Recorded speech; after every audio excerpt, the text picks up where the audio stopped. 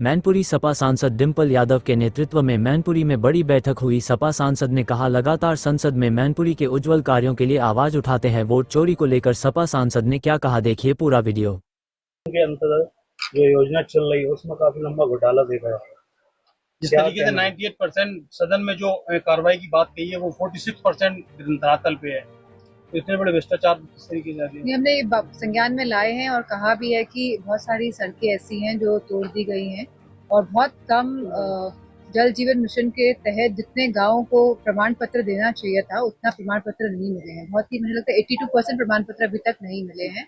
तो हमने ये बात रखी है और कहा है कि इसको जल्द से जल्द पूरा किया जाए। 50% टैरिफ लगा दिया है। ये बहुत ही दुर्भाग्यपूर्ण बात है, क्योंकि जहाँ बड़ी बड़ी बातें कही जाती थी कि हमारा देश आगे बढ़ रहा है, कि हमारे संबंध अपने आसपास के देशों से और पूरे विश्व से सुधर रहे हैं, तो जो टैरिफ लगा ये अपने आप में दर्शाता है कि कहीं ना कहीं भारत की जो फॉरेन पॉलिसी है वो पूरी तरह से नाकामयाब रही है। संजय निषाद के बगावती पेपर देखने को मिले हैं। उन्होंने कहा कि अगर गठबंधन से फायदा नहीं है तो गठबंधन तोड़ दिया जाए। ये तो उनके आपस की बात कर समय है। बिहार में चुनाव है और वोट चोरी का मुद्दा विपक्ष लगातार उठा रहा है। ये लगातार पूरे संसद में SIR का मुद्दा हम लोगों ने पूरे विपक्ष ने मिलकर उठाया और मुझे जिस तरह से डिटेल्स पता चली हैं कि जहां वोट बढ़ाए जाते हैं, जहां वोट कटाए जाते हैं, जहां शासन और प्रशासन का प्रयोग किया जाता है, कहीं ना कहीं डेमोक्रेसी को डिस्टेबलाइज करने में पूरा भारतीय जनता पार्टी की सरकार लगी हुई है। मैडम मैडम जब से सरकार आई है बीजेपी की तब से लेकर अभी तक मैडम इन्होंने क्योंकि लगातार जब हम गांव में जाते हैं, लोगों के संपर्क में आते हैं, लोग कहते हैं हम वोट तो देते हैं लेकिन हमारा वोट कहाँ चला जाता है।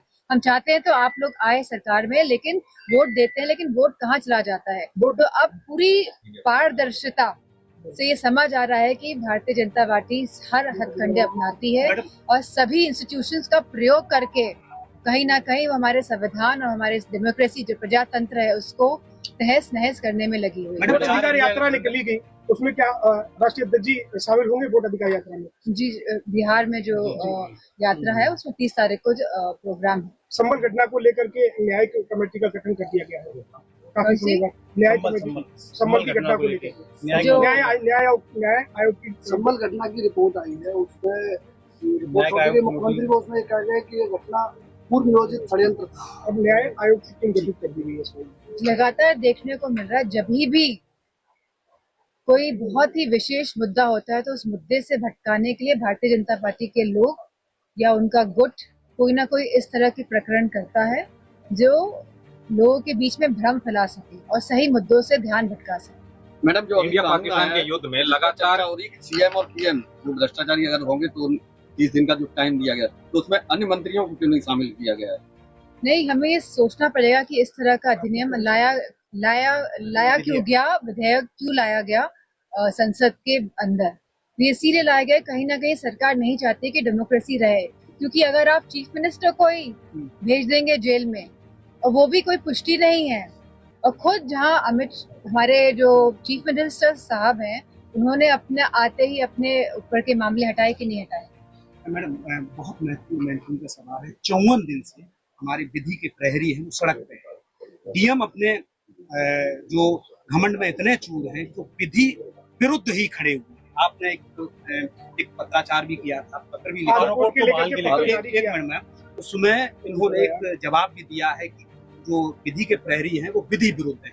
लेकिन ये जो उत्तर प्रदेश राजस्व संहिता है जो सपा सरकार में लागू की गई थी, इसमें कोई भी इस तरीके की जो ये DM कह रहे हैं कि विधि विरुद्ध किया जा रहा है, इसमें व्यवस्था नहीं है। अगर व्यवस्था नहीं थी तो 2016 से जब से ये लागू हुआ और 2025 चल रहा है तो आरओ कोर्ट कैसे संचालित होता रहा? सवाल पहला ये है। अगर आरओ कोर्ट इसमें व्यवस्था नहीं थी तो आरओ कोर्ट जब संचालित, DM से पर्सनली बात करके इसको ये सुनिश्चित करेंगे कि वापस से चालू हो जाए। अच्छा मैडम, इंडिया पाकिस्तान के युद्ध में राहुल गांधी लगातार प्रधानमंत्री मोदी पे हमलावर है। उन्होंने कहा कि ट्रंप ने मोदी को धमकी दी थी अपना कारोबार बंद कर देंगे, जिसपे मोदी को 24 घंटे का अल्टीमेटम दिया था ट्रंप ने, और जिसमें 5 घंटे में मोदी ने वो कल ही प्रेसिडेंट डोनाल्ड ट्रंप का बयान आया है कि मैंने धमकाया, कि मैंने कहा कि 24 घंटे में आप युद्ध विराम कीजिए और युद्ध विराम 5 घंटे में।